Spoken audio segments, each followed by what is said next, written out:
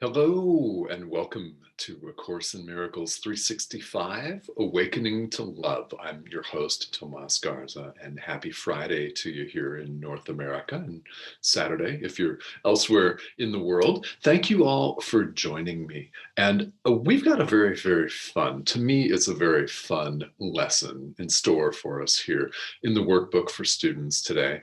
And this is something that's really critically important. So today's idea is important, and I want to invite you to have fun with this because it's a declaration of release.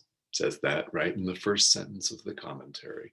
It's a declaration of release. So as we wait a couple of minutes for people to come on and join, as always, thank you so much for tuning in. It's a real pleasure for me to be able to share this time and my experience with you on literally a worldwide stage. We've had people tuning in from multiple different countries, and that's just a lot of fun.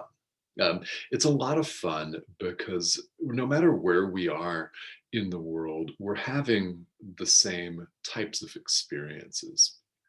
Ultimately, we're all having the experience of being separated, of being separate from other people, of living in separate countries, in separate continents, with separate political systems running the show.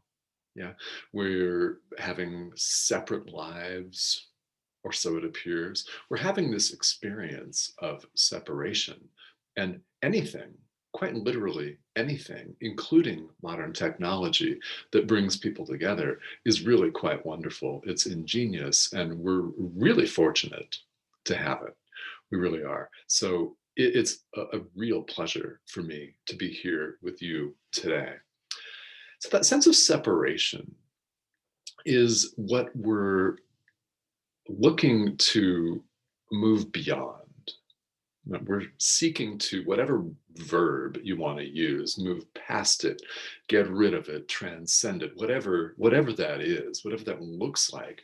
Spiritual practice is an awakening, because really there's nothing to get rid of other than just to no longer associate ourselves with being separate. We just withdraw our allegiance to the ego, which is our sense of separation. That is quite simply what we do.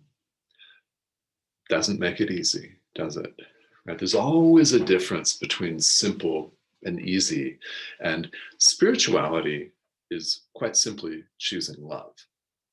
It's awakening to who we really are. Simple. Now, we have allowed ourselves to become and feel so separated that we have experienced untold suffering. Some we're aware of, some we're not even aware of. Untold suffering as a result of this sense of being separate from everyone else, cut off, having our own experience, and we often have our experiences of suffering and struggling alone. But ultimately, we're not. We're not. And one of the most important things to me about any spiritual path, and the workbook underscores this in A Course in Miracles, it really does, and that's taking ownership for our experience. Now, owning it, taking ownership for our experience as it is. Why is that important? Well, if you don't, then you fall into a victim mentality. And it doesn't take, in my opinion, that much analysis, does it? It doesn't take that much thinking to come up with dozens, literally dozens, of situations in our lives where we have played the victim, or we have said, poor me, this is my lot. Okay, I was dropped in here in this particular country at this particular time so I can experience everything that we've been experiencing and will experience, whatever that is, wherever you are. Yeah, it's real easy if we identify with the ego, to paint ourselves as the victim of the world that we see.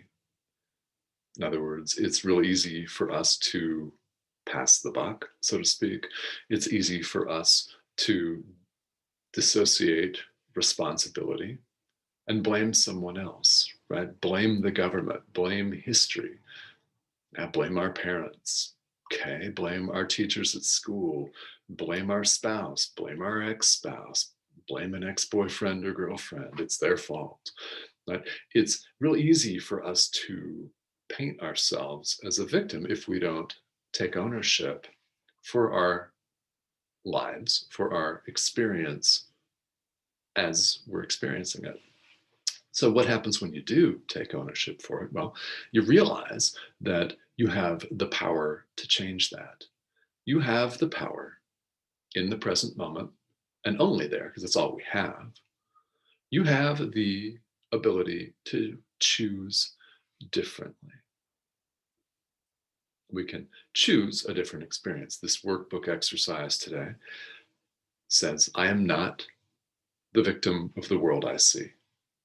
It's a declaration of release, and it is to be practiced today as much as you can remember it, right? I am not a victim of the world I see. That's powerful. It's a statement. It's true. We're not the victims of the world we see. We're taking ownership of all of our experience, and we will continue in the days that come here in the workbook, in the days coming up, starting tomorrow, actually, with lesson 32, which the preview for you. Only do one workbook lesson at a time, one a day, right? That's all it recommends. And I would stick with that. But preview of tomorrow, I've invented the world I see. That's lesson 32. So we'll be talking about that here on the live stream tomorrow. But for today, we're not victims. We're not victims. Why? We invented the world that we see, our experience of separation. We're taking ownership. What happens when you take ownership? You realize you have the power and the control to choose differently. It's a very adult way of looking at the world and of being in the world. Take ownership for it. You take ownership of everything that has been a struggle. Then you also own and take ownership of the solutions. The solutions and the joy, the decision to change your mind and therefore your entire experience. Very important.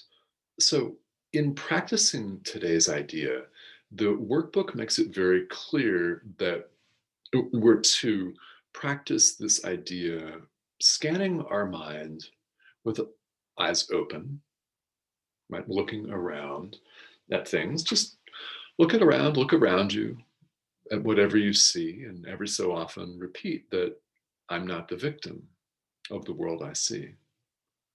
Now, it also asks us to do this for a period of time with our eyes closed. Okay. We still see things with our eyes closed, don't we? We've talked about this on this live stream, is that we actually see with the mind. Actual vision is internal rather than externals, not with the body's eyes. So we practice this idea with the body's eyes and without. Very important, because the workbook tells us that we're released from both at the same time, the internal and the external. Okay, it's you'll escape from both together. Why? The inner world is the cause of the outer. This is quite simply when people talk about manifesting, when people talk about bringing things in, calling things in, right? Whatever that is in your life, your inner world creates your outer world. If you think, for example, let's say you're going to a family gathering, all right? I mean, pretend this is a non-COVID time and you're able to do that, because maybe some of you are not, but yeah, let's say you are, for the sake of this example, and you drive over there in the car and you think that it's gonna suck, It's going to be difficult. Somebody's going to say something to trigger you like they always do. Your sister's going to make a snide comment. Your mom's going to ask you, how come you're not more successful monetarily, or something, right? Whatever that is. If you drive over there thinking it's going to suck, your inner world's saying, okay, this is going to be difficult. This is going to be horrible. I'm going to hate it. Boom, what happens? You get there, you hate it. Now, if you go over there with a different internal attitude, one of open-mindedness, of peace, perhaps thinking this is going to be so much fun. I haven't seen so-and-so in so long, and we haven't been able to see each other because of this global lockdown. I'm really excited. I'm looking forward to it. Your experience is different. Your inner world creates your outer world. That's why this workbook exercise has us work both with our eyes open and our eyes closed. They're released from both at the same time. And it is a declaration of release. I'm not the victim of the world I see. Yeah, we're not victims of the world we see. Now, maybe some of you were raised in a spiritual or religious tradition that made it very easy to believe that we are, in fact, the victims of the world that we see. Yeah, a sinner or something like that, someone that is bad and needs to be punished, and we're just plopped into this situation, and there's nothing we can do about it. Yeah, society pushes that message sometimes. Sometimes our family pushes that message. This is a declaration of release from, literally, for all of us, eons and eons of psychological baggage that we don't need to carry. We're not victims of the world we see.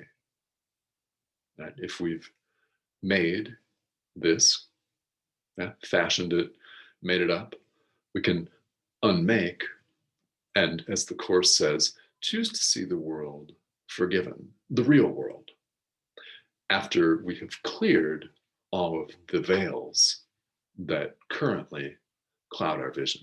So let's take a look at who's joining us here today. This is always one of my favorite parts of going live with you, is interacting with you. And thank you all, everybody that has joined. Robert, Deirdre, and Andrea, thank you so much for tuning in. Yeah, and Mimi, hello, how are you? Thank you guys for tuning in here today. If you have particular questions or comments, as always, feel welcome to type them right here in the chat. This lesson is a lot of fun. Like I mentioned a few minutes ago, it should really honestly feel, if it doesn't feel liberating, that's okay. But if you do it enough, it should feel liberating. You should begin to feel a sense of ease here, if nothing else. If you're not excited about this, then it should lighten your load to practice this a little bit. That really should begin to happen if you, in fact, do the workbook exercises the way it's called for here. You do that systematically, then you begin to feel lightened. I remember the first time I went through this workbook, I began to feel lightened. And to me, it was a bit of a revelation to me, because it confirmed. Now, maybe you've experienced this with the Course, is you've read something or you've practiced an exercise in the workbook, and it was a confirmation for you, a confirmation of something that you already knew. And it's an aha moment. It's really beautiful. It's an aha moment of, oh yeah, I knew that. I'm not the victim of the world I see. I've always felt that. Yeah. And honestly, you know something before you learn it. You know something before you learn it. That is a direct quote from Suzuki Roshi, the former Zen master. Yeah, I've always thought that was really, really profound. You know something before you learn it. In other words, we know who we are before we uncover that in our experience. Yeah, and hello, Jake. Thank you for tuning in. Yeah, thanks everybody for tuning in and for all the comments and the page shares, that sort of things. Is beautiful. This is exactly what we're all about: is spreading love, extending love worldwide. So, yeah, you know something. You just know it before you learn it, and you learn it, and it can be like a confirmation for you, an aha moment. Okay, yeah, I'm not the victim of the world I see. So, coming back to our daily life, what does that mean for you? Yeah. Well, what does that mean in your life that you can do, that, that you are now going to do, now that it dawns on you that you're not a victim? You have power. Victims don't have power. You have power. You're not a victim of the world you see. So I invite you to consider in your own life what exactly that may mean for you. And what will you do with this confirmation that, in fact, you're more powerful than you've ever allowed yourself to imagine? That, my friends, is a beautiful, beautiful thing. Yeah, and Deirdre has one question I want to answer. This one: is it learning or remembering? Ultimately, the word you use is up to you. I tend to think of it as remembering because it's like a confirmation. Yeah, the quote was from Suzuki Roshi: is learning. But what is learning really?